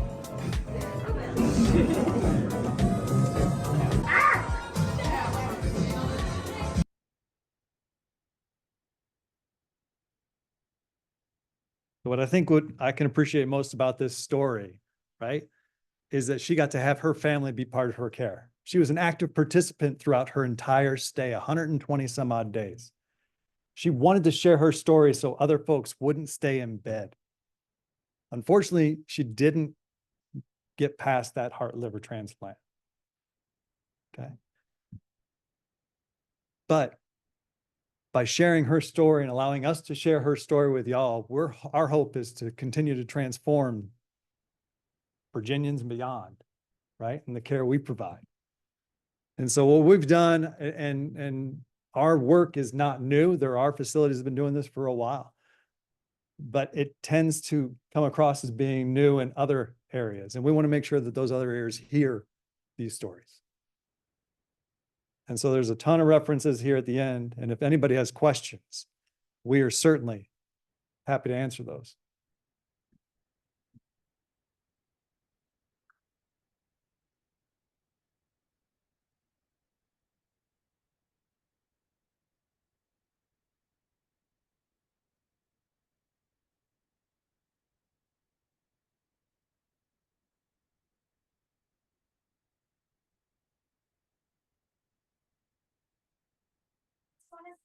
What a great presentation. As a fellow physical therapist, I admire you guys even more after seeing this.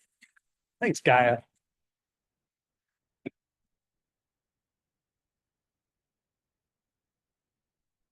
We do have one comment and question from the Zoom chat.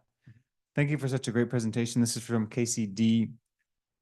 And telling Marlene's story, this is such a critical leap to support our patients' total health, mind, body, and spirit. Congratulations. I can't wait to see this trend continue to other centers. And there are a few other comments in Zoom. Great work. This was so fascinating. Thank you for sharing. Other comments, questions from the group today? Go ahead. First, congratulations. I think it's so impressive what you guys are doing, but what's really impressive, I work on the balloon pump side.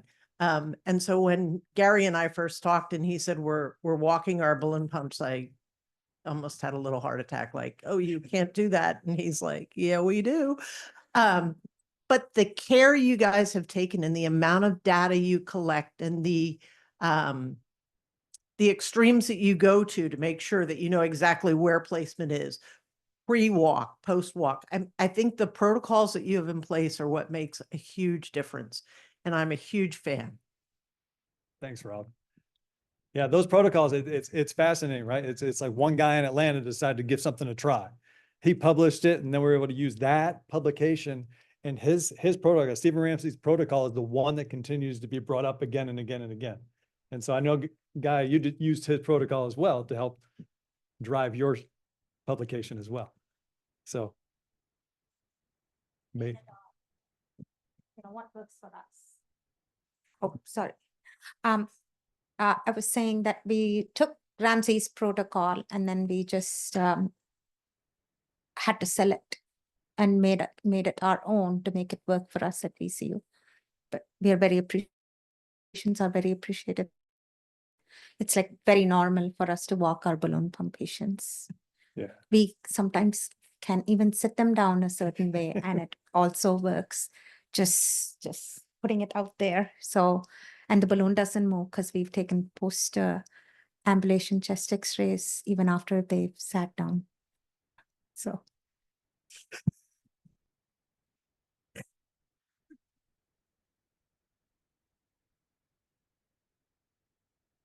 Well, let's please give it another round of applause. What an inspiring story.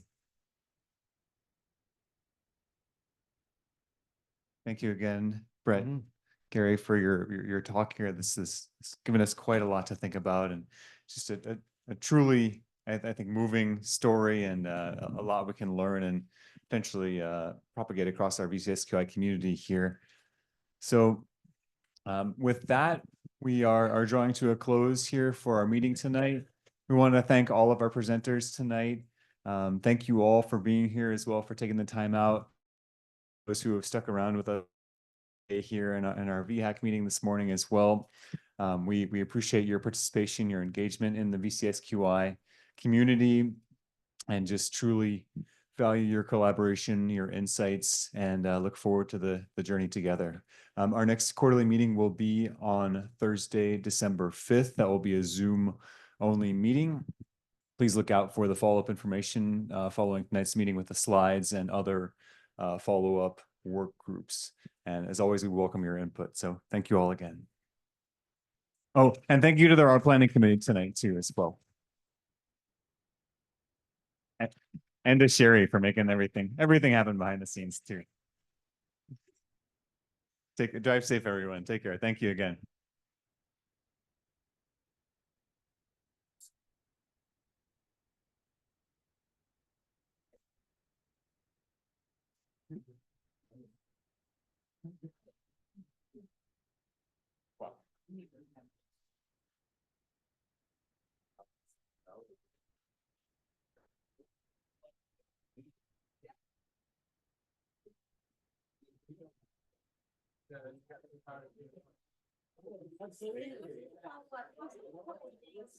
I know that you were, you know, that didn't work out. Yeah. And they're just like sharing it up for the team and the multiple companies. So I mean, I think it's a lot you collaborate or have. Totally. I feel like, you know, at the end of the day, it's all the same. Synergy, you know, I'm sorry, one last announcement. I hope you all enjoy the swag to the point that you want to take the rest of it with you. So please feel free to help yourself.